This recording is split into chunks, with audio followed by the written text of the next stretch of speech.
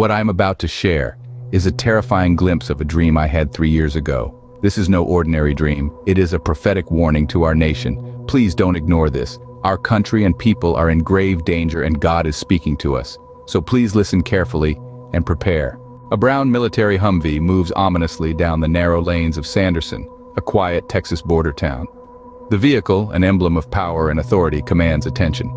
Atop it, there stands a sheriff, megaphone in hand, his voice echoing darkly through the streets as he says, "The president has declared a state of emergency. Arm yourselves." The scene is surreal, like a dystopian novel come to life. Behind the Humvee follow thousands of illegal aliens, their faces a mixture of fear, malice, and uncertainty. Suddenly, as if God had quickened my understanding, I knew these migrants were led into our nation through an act of treason, an insurrection against the American people. Watching in unbelief, I thought, could it be that these people were a perfectly orchestrated migrant invasion? The very fact that they came in trailing behind the law leads me to believe so. The air feels heavy, the sky ominous, and an unnerving silence hangs in the air. As I watched the migrant convoy, I kept hearing the voice of the sheriff, "Arm yourselves." I turned around and began driving to the house as I was processing this unprecedented event. My soul stirred with a great sense of urgency.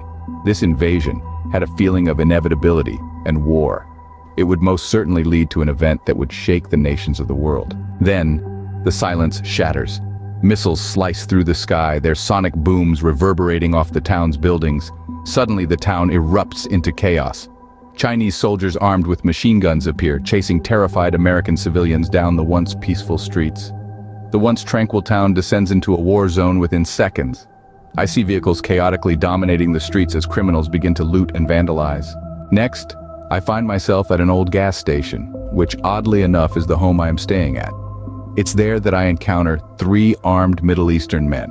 One brandishes a golden gun, a peculiar sight that drew my attention considering the circumstances. But in that moment, instinct takes over. I draw my gun, disarming the trio swiftly. With the immediate threat neutralized, I usher them into the building. Their faces are a mask of stoic uncertainty as I begin to interrogate them. My question is simple. "What is going on?" I demand.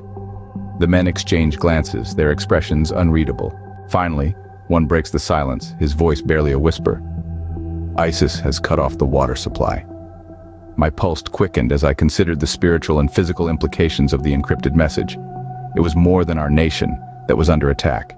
No, it is much more sinister than that. This was a carefully planned attack on Christianity. Satan has twisted the minds of powerful men and is using them to persecute the light bearers of the world and annihilate anyone who stands in the way.